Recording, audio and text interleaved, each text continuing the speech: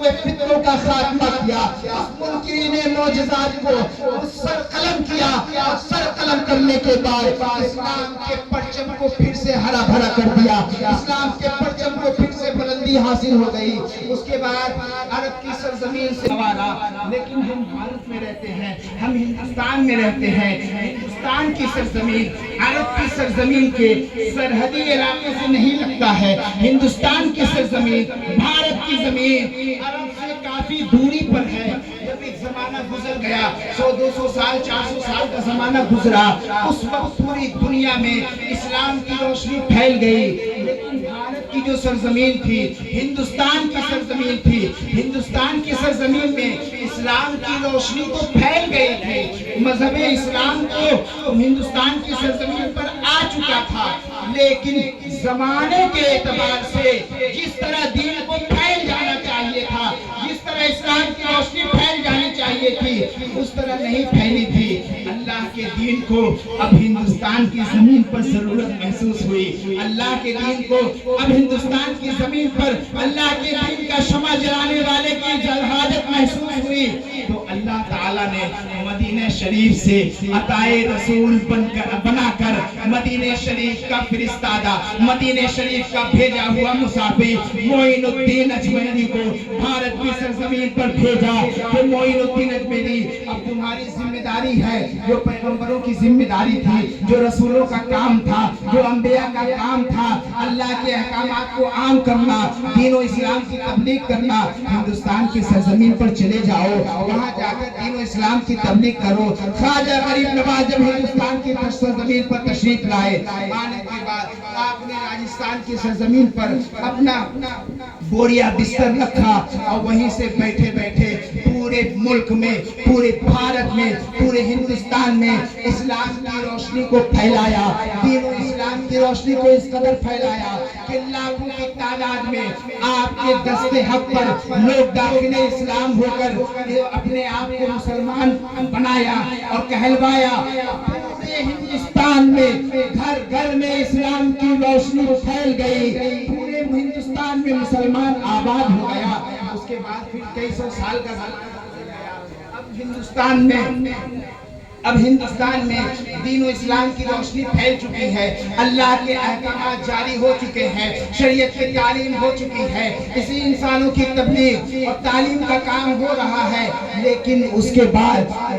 ابھی حالیہ 250-300 سال پہلے پھر ایک فتنے نے سر اٹھایا، ایک انگریزوں کی ایک ٹیم آئی، ہندوستان کو برے نظر سے دیکھا، دیکھنے کے بعد سوچا یہ ہندوستان بڑی قیمتی سرزمین ہے، اس سرزمین کو کسی طرح حاصل کر لیا جائے، اس سرزمین کو کسی طرح اپنے قبضے میں لے لیا جائے، اس سرزمین پر کسی طرح اپنی حکومت جما لیا جائے۔ انگریزوں نے دیکھا ہندوستان کی سرزمین پر قبضہ کرنے کے لیے، ہندوستان کو فتح کرنے کے لیے سب سے آگے اور سب سے زیادہ اگر کوئی آڑے آتا ہے تو وہ مسلمان ہے، وہ مذہب اسلام کا ماننے والا ہے۔ اس نے ایک ٹیکنک اپنایا، اس نے ایک پلاننگ بنایا کہ پہلے ان مسلمانوں کو کمزور کر دیا جائے، پہلے ان مسلمانوں کے بازوؤں سے طاقت کو چھین لیا جائے۔ پھر اس نے تحقیق کیا کہ ان مسلمانوں کے بازو میں جو طاقت ہے، ان مسلمانوں کے دلوں میں جو جذبہ ہے، وہ جذبہ کہاں سے آتا ہے،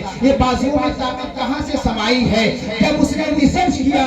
معلوم یہ ہوا، نتیجہ یہ نکلا کہ ان مسلمانوں کے دلوں میں عشق رسول ہے، یہی طاقت ہے، یہ عشق رسول ہے، یہی اس کی بازوؤں کی طاقت ہے۔ اسی عشق رسول کی طاقت کے بنا پر کسی بھی چٹان سے ٹکرانے کے لیے تیار ہو جاتا ہے۔ انگریزوں نے پلان کیا اس کے دل سے عشق رسول کو کس طرح نکالا جائے، اس کو اپنے نبی اور اپنے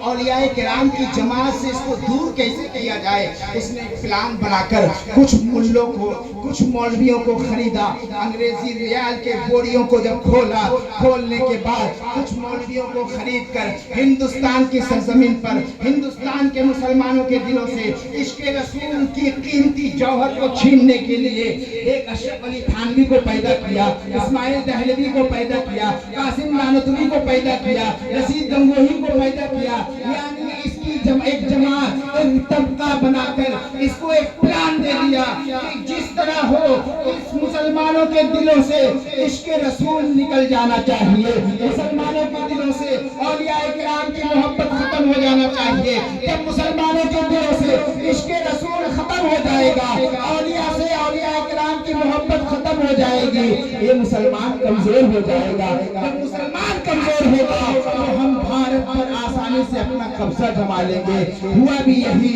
جب ان ملاؤں نے انگریزی ریال لے کر، جب اس مولویوں نے ریال کے لالچ میں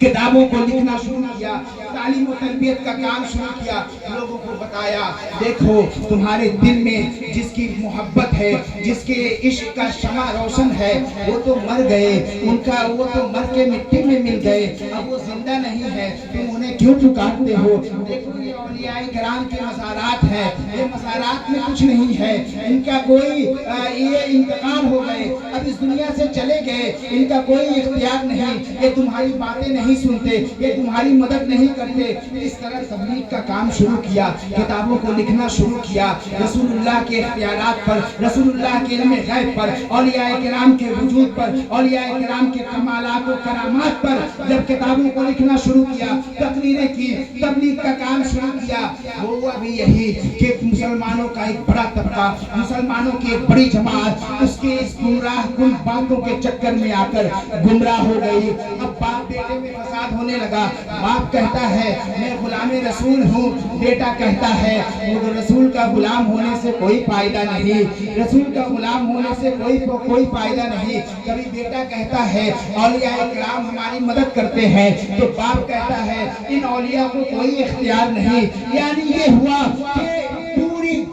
ہندوستان کے ہر گھر میں، ہر خاندان میں، ہندوستان کے ہر قبیلے میں یہ انتشار پھیل گیا، باپ الگ ہے، بیٹی کا سوچنا الگ ہے، ماں بیٹی میں اتفاق نہیں، باپ بیٹے میں اتفاق نہیں۔ یعنی یہ گمراہیت اور یہ فتنہ اس تیزی سے پھیلا کہ ہندوستان کی مسلمانوں کی بڑی آبادی اس گمراہیت میں گمراہ ہو گئی، مسلمان کمزور ہونے لگا۔ مسلمان کمزور ہوا تو انگریز دھیرے دھیرے آ کر اس ہندوستان کو اپنا غلام بنا لیا، اس ہندوستان پر اپنا قبضہ کر لیا۔ اب اس وقت دین اسلام کو ضرورت تھی ایک قائد کی، اس وقت دین اسلام کو ضرورت تھی ایک رہنما کی، اس وقت دین اسلام کو ضرورت تھی ایک محافظ کی، اس وقت دین اسلام کو ضرورت تھی ایک محقق کی، اس وقت دین اسلام کو ضرورت تھی ایک محدث کی، اس وقت دین اسلام کو ضرورت تھی ایک اسکالر کی، اس وقت دین اسلام کو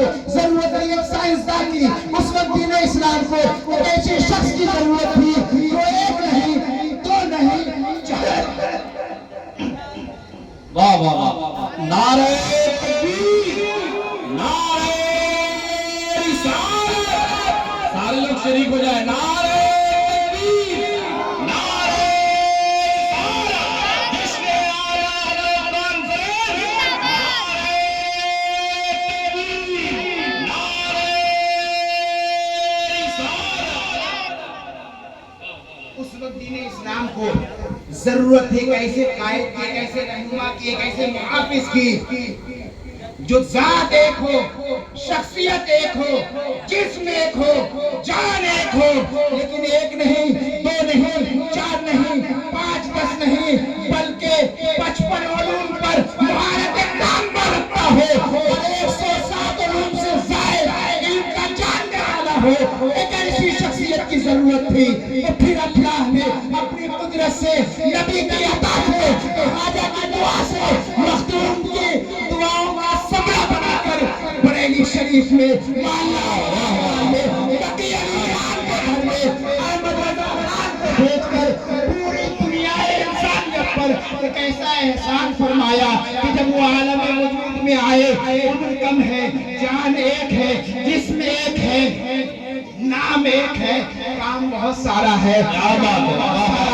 ان کا بہت سارا جاننا ضروری ہے۔ احمد رضا خان میرے عشق و محبت کے امام جب تشریف لاتے ہیں تو آپ ایک دو نہیں 55 علوم پر تو اللہ نے آپ کو مہارت تامہ حاصل رکھا تھا۔ یعنی 55 علوم میں اعلیٰ حضرت تقریر بھی کیا کرتے تھے، اعلیٰ حضرت بیان بھی کیا کرتے تھے، اعلیٰ حضرت کتابیں بھی لکھا کرتے تھے، اعلیٰ حضرت تحریر بھی کیا کرتے تھے، اور 107 یا 105 سے زائد علوم کے آپ جاننے والے تھے۔ سبحان اللہ، سبحان اللہ، ایسی شخصیت ہے جو ایک اکیلے صرف عالم نہیں، مفتی نہیں، مفسر نہیں، محدث نہیں، محقق نہیں، بلکہ وہ سائنسداں بھی ہے، بلکہ وہ جغرافیہ کا جاننے والا بھی ہے، وہ علم ریاضی بھی جانتا ہے، وہ میڈیکل سائنس کا علم بھی رکھتا ہے، یعنی جتنے علم ہے وہ سب اللہ نے اس ایک ذات میں سما دیا ہے، اسی کو اعلیٰ حضرت امام احمد